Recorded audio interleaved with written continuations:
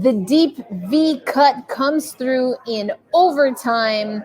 And do I owe Adam Larsson an apology? All that and more coming up on this episode of Locked On Kraken.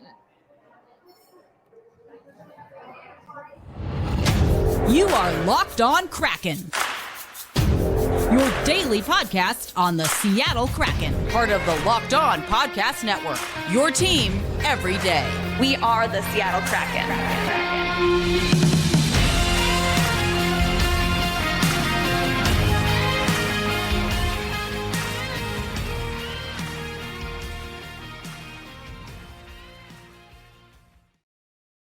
Hey, what do you say, Seattle hockey fans? Oh, we'll get to that in a minute. Welcome to this episode of Locked On Kraken. I'm your host, Erica L. Ayala, coming to you from a cafe in Tucson, Arizona. We'll get to that in a little bit. I thought I was going to be back home in Tulsa bringing you this episode, but, things happen. Either way, glad to be with you. Thanks, as always, for making Locked On Kraken a part of your daily routine. Now, the Seattle Kraken did get a win. We did not get all of the points available to us, even though we had the lead, including in the last handful of seconds. These are just the facts. I do think it's good that we got the win, but I think we also have to kind of talk about how we had a chance to beat Dallas outright, and we didn't do it. But we're going to stick with the positive. As I mentioned, Adam Larsson, and for those watching, and I think maybe it was Emerald City Hockey that tweeted this out, but his cut in his shirt is so deep now that you can't even see it in the interview. They cut him and you can't even see it. It's really just amazing. Anyway, Adam Larsson gets us the win against Dallas. It did take overtime, so I'm not thrilled about that, but we will take the win.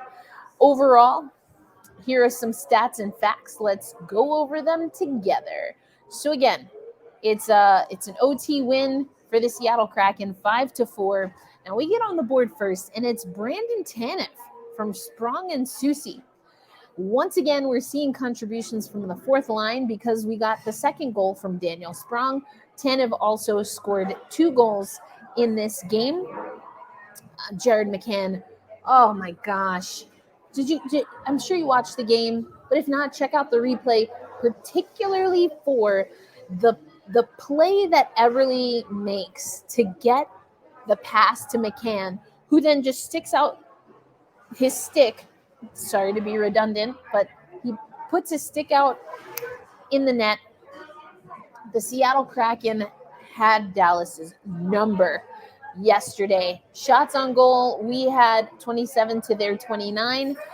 Face-offs were being won by the Stars. You can see they got a power play goal, so we don't like that for us.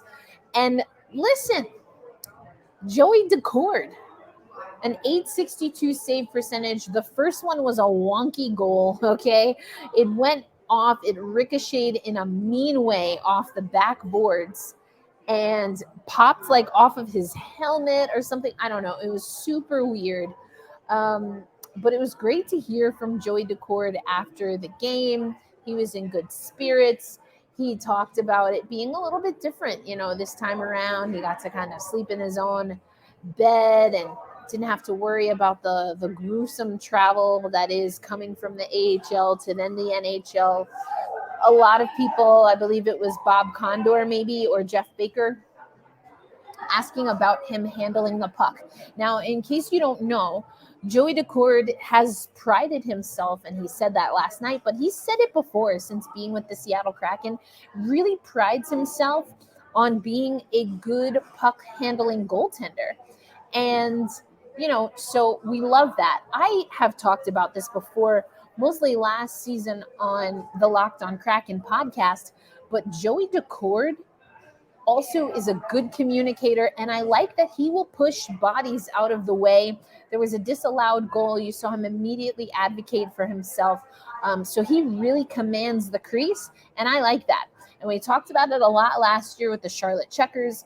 We haven't talked about it as much. There's been a lot of news with the Seattle Kraken, but even with the Coachella Valley Firebirds, you're seeing that he's tops in the AHL.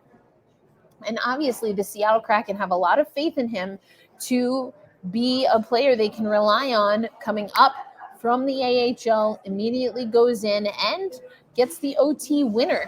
Now, I think the goals, especially that last goal, we didn't really get into this much, but the last goal by Jamie Benn, scored at 19:59 with literally seconds left in the game. That's how Dallas ties the game at 4 goals aside. Empty net goal, so it's a 5-on-6 against the Seattle Kraken. And like we've seen on the power play, like we've seen at other points in this season, the Seattle Kraken did not do a good job clearing pucks, and they did not do a good job being able to control the puck and move it in the other direction. And it's interesting because I believe it was in the first intermission probably, but Allison Lukan talked about it. And I really loved Nick Olczyk. I think probably has been the most consistent, but I love that Allison spent some time talking about things that the Seattle Kraken need to improve. And if you remember, I'm pretty sure, because sometimes the broadcasts, they run together. I usually am watching super late. Anyway, I'm pretty sure it was last night. Allison Lukan talked about the Seattle Kraken not being able to clear the zone, not being able to do a full clearance. There was like a partial clearance that kept them hemmed in the zone. And then once again, team that we were playing, I guess it would have been Edmonton, what she was talking about, they get another chance to cycle, reset their offense. And that's kind of how things went down to get us to overtime. We have to talk about those things because if we want to be primed to be a playoff contender, those are the kinds of things. And I honestly haven't talked about it as much as I probably should, but those are the things that we need to improve. We cannot be a team that doesn't know how to clear the zone. We cannot be a team that's getting hemmed into their offensive zone, especially knowing what our power play number is. That's not a recipe for success. So, we just have to talk about it. We're going to take the win.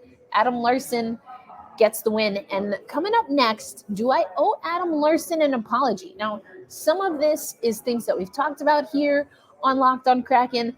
I definitely want to put this out here because I know what tomorrow's episode is going to be like, and I definitely talk about defense and what we don't have on defense. Again, nothing I haven't said on this episode before, but maybe I need to rethink my assessment of Adam Larsson after seeing the move that he made to get us a point and to get us the win against Dallas.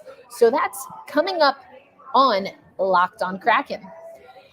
This episode of Locked On Kraken is brought to you by FanDuel. Tournament in women's basketball and men's basketball is heating up. I mean, we've got upsets, Cinderella stories, all of that. So now is the perfect time for you to download the FanDuel app. That's America's #1 sportsbook because new customers get a no-sweat first bet up to $1,000. That's bonus bets back if your first bet doesn't win. So just download the FanDuel Sports app.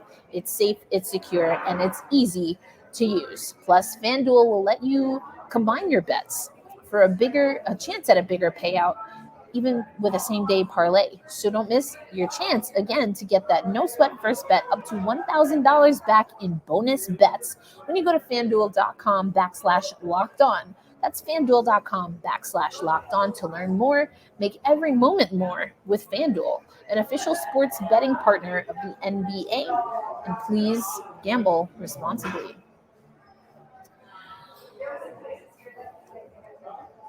So thinking of Adam Larsson, do I owe him an apology? Here's why I'm thinking maybe.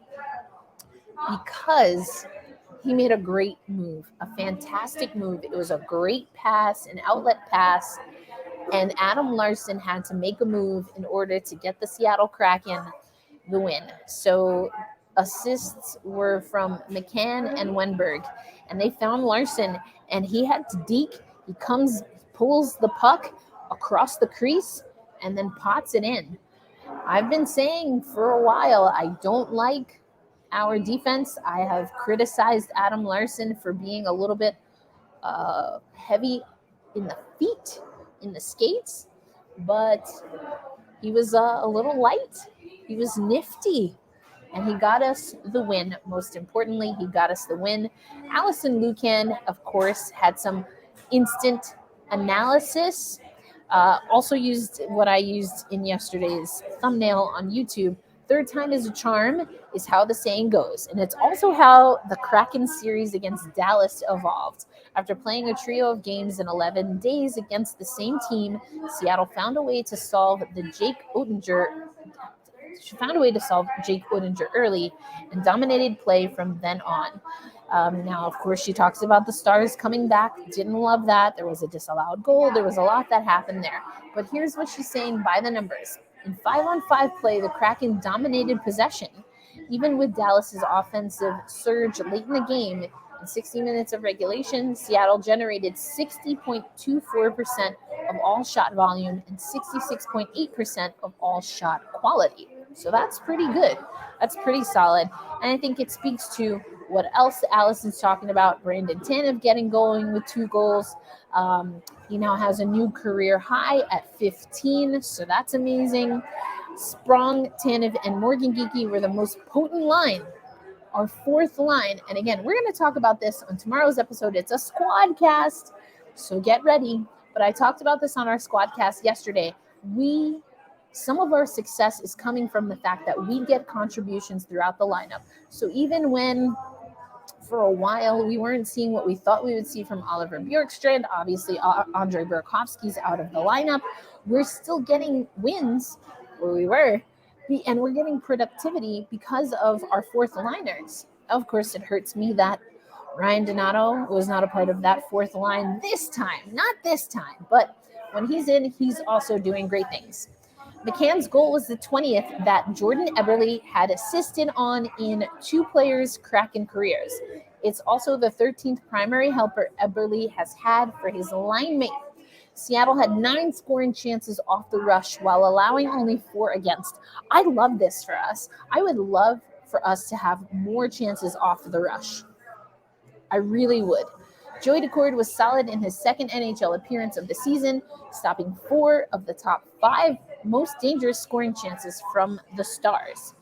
Kraken took 4 penalties and allowed a goal only once. They are now perfect in 12 of their last 17 games when playing a skater down and have successfully defended 39 out of 45 penalties. So, neither goaltender had a quality start per sports logic. The shots on goal during the power play, well, this is something that we're going to have to fix. We didn't have any. And the Dallas Stars had 5.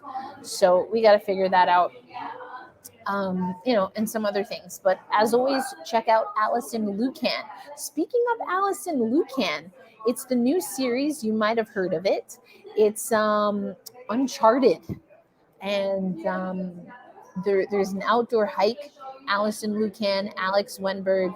Go check it out. But coming up next on this episode of Locked on Kraken, let's go to something Bob Condor is writing about, which is something that we've been talking about a lot, which of course is where we are in the standings.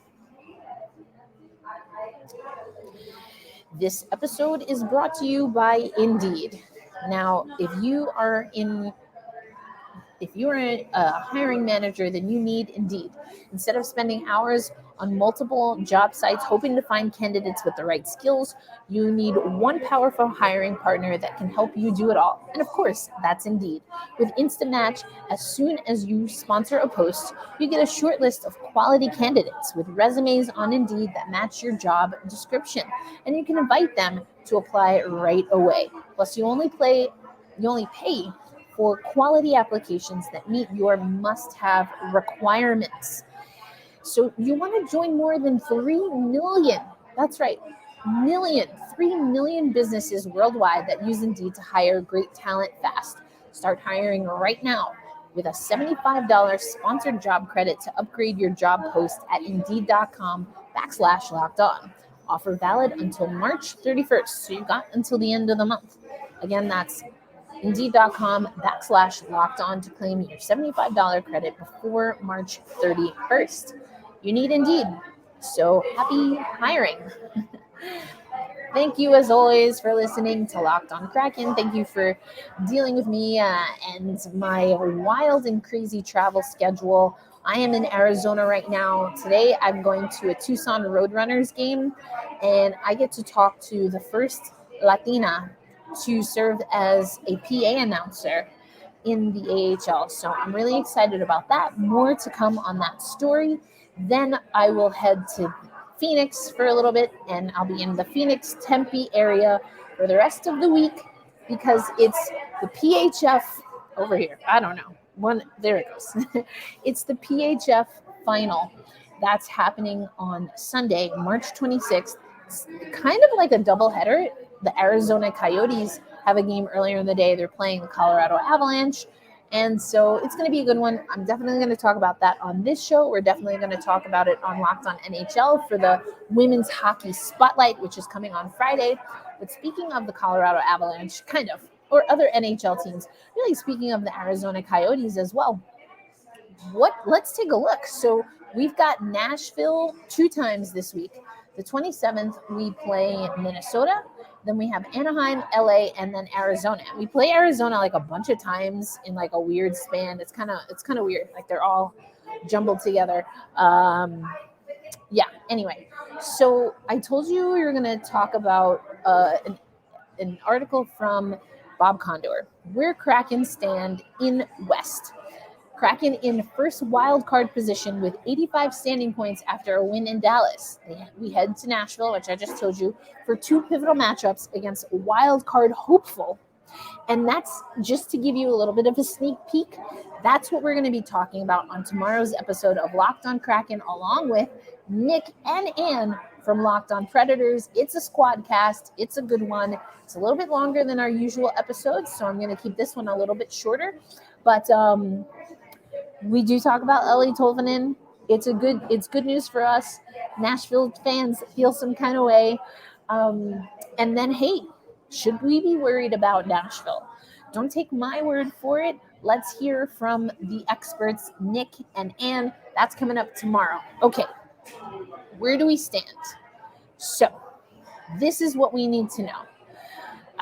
We right now are in a wild card spot. So once again, just so you have it, 1 through 3 in the Pacific Division, you've got the Vegas Golden Knights at 94 points, the LA Kings at 92, and the Edmonton Oilers at 88. We now, after yesterday's win, are in the first wild card spot, 85 points overall, with the Winnipeg Jets hot on our heels with 83 points. In the Western Conference overall, the Calgary Flames have 79 points and the Nashville Predators at 78. So we're not a full 10 points ahead of them. So what do we need to know? Listen, we have to just keep an eye out for the Predators.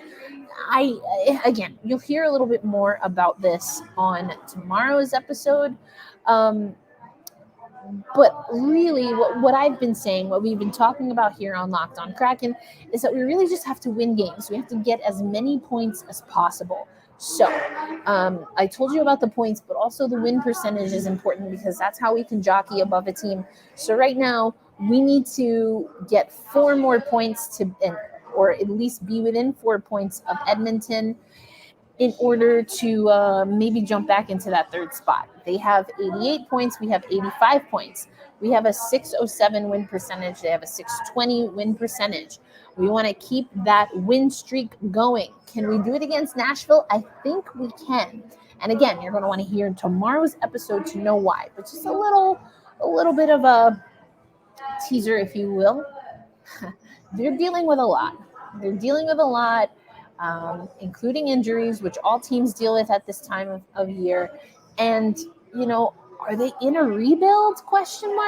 Again, we'll talk about it a little bit tomorrow, but we just have to make sure we're getting points. So getting into the win column, good. I do think we can take at least 1 game outright from Nashville. I say at least 1. I really think we should get 2 wins against Nashville, but our play has been a little bit inconsistent. I liked what we saw against Dallas, though. And as we talked about yesterday, Dallas is a good team. So I'm not surprised that Dallas came back. I would have liked us to handle it a little bit better, especially in the waning seconds of the third period to lose the lead. Ugh. And that could be the difference maker, at times. We're in a pretty good spot, but we need to be better. We have to hit another gear once again. We talked about that at the top of the year, and we have to do it again. That's what it takes to be a winning team, especially when you're a brand new franchise. So I want to switch gears a little bit here. There was an interesting mailbag that I came across. Now, this is over at NHL.com, and it's a mailbag, potential playoff upsets, Gibson's future with the Ducks. Dan Rosen answers weekly questions. Now, this is talked about March Madness earlier. This question was, what are some NHL postseason upsets you could see mirroring March Madness? Now, there's some interesting names here, or ideas here, including that Dan says there's not really a Cinderella story in the NHL right now. That being said, this is what he had to say about the Seattle Kraken. The Seattle Kraken would be the closest the NHL has to a Cinderella, only because they're in their second season, and this will be their first to go to in the playoffs if they get there. But the Kraken have been on a solid playoff footing for most of the season and have defeated each of the 6 teams ahead of them in the standings, including the Kings 3 times and the Avalanche twice. Fairleigh Dickinson University, we're talking college basketball now, did not defeat a top 25 team all season. Neither did Princeton. That's what makes them Cinderellas. Okay, so that's that. And it's an interesting mailbag. Check it out on NHL.com, Dan Rosen. But it also got me thinking of something that was mentioned on Locked On NHL. It was on Tuesday's show with Dane and with Brett, 2 guys from the Western Conference, Locked On Flyers and Locked On Oilers, respectively. But the question was, are we on a collision course to have the 2 most recent franchises in the league play each other in the first round? Okay, I would love this. I would love this because I would be talking so much trash, because my big bad bold prediction is that the Seattle Kraken will win a Stanley Cup before the Vegas Golden Knights. Now, I try to be real with you. I don't see a Stanley Cup in the cards for us this season. However, what we could do is eliminate the Vegas Golden Knights and thus keep ourselves in contention to still win a Stanley Cup before they do. Boom. I would love it. I feel like it's not a guarantee that it would go the way that we want it to go. And I think I like the challenge. I like the challenge that could present. And what we heard Dane and Brett talking about is that it also builds up, it bubbles up for the Winter Classic, baby. So I don't know how it's going to fare out. The Seattle Kraken, our boys, and us, their fans, we have a lot of work to do in order to make that happen. And we still have to just focus on us. Or at least that's what the team has to do. And I think they're doing that for the most part. But it's fun for us to talk about here on Locked On Kraken, and we will continue to do that.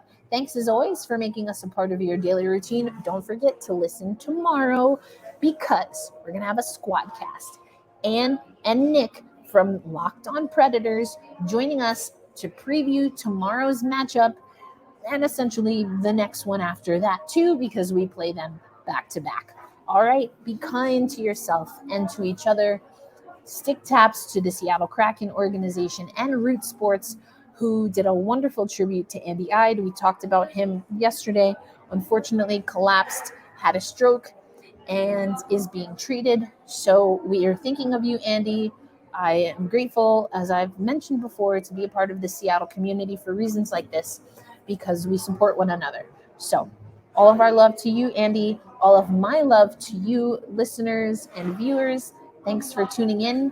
And hey, check me out on social media at elinz08 on all platforms because I'm going to have a good time in Arizona. It's raining here, which is weird. I didn't even pack my rain jacket. So it's raining and it's cold in Arizona, but I've got hockey, baby. That's all for the show. I'll catch you on the next episode. Peace.